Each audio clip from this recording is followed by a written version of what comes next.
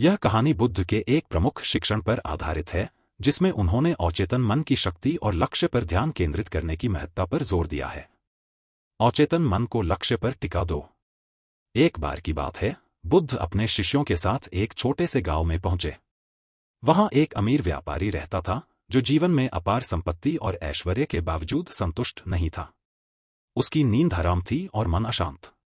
उसने सुना कि बुद्ध गांव में आए हैं और उनके पास जाकर अपनी समस्या का समाधान पूछने का निर्णय लिया। व्यापारी बुद्ध के पास गया और बोला, भगवान, मेरे पास सब कुछ है, धन, संपत्ति, परिवार, पर मैं फिर भी संतुष्ट नहीं हूं। मेरा मन हमेशा अशांत रहता है। कृपया मुझे शांति का मार्ग दिखाएं। बुद्ध ने उसे ध्यान से सुना और बोले, तुम्हारा मन उछल-कूद कर रहा है, क्योंकि वह विभिन्न विचारों और इच्छाओं से भरा हुआ है। अगर तुम इसे किसी एक लक्ष्य पर केंद्रित कर सको, तो शांति पा सकोगे। व्यापारी ने पूछा, पर भगवान, मैं अपने मन को कैसे शांत कर सकता हूं और उसे किसी एक लक्ष्य पर कैसे टिकाऊं? बुद्ध ने उसे एक सरल कहानी सुनाई। एक बार की बात है, एक गांव में एक युवा तीरंदाज रहता था। वह दिन रात अपनी तीरंदाजी की कला में सुधार करने में लगा रहता था।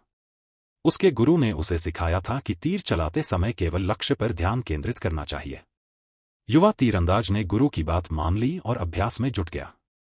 वह अपने मन को पूरी तरह से खाली कर देता और केवल लक्ष्य पर ध्यान केंद्रित करता। कुछ महीनों के कठोर अभ्यास के बाद वह गांव का सबसे अच्छा तीरंदाज बन गया। एक दिन उसके गुरु ने उसे बुलाया और कहा, अब समय आ गया है कि तुम अचेतन मन की शक्ति को समझो और इसे अपने लाभ के लिए इस्तेमाल करो। गुरु ने तीरंदाज को एक पेड़ के पास ले जाकर कहा, इस पेड़ पर एक पत्ता देख रहे हो? अब तुम इस पत्ते को बिना आंखों से देखे निशाना लगाओ। तीरंदाज को आश्चर्य हुआ, पर उसने गुरु की बात मानी। उसने अपनी आंखें बंद की, गहरी सांस ली और अपने मन को पूरी तरह से शांत किया।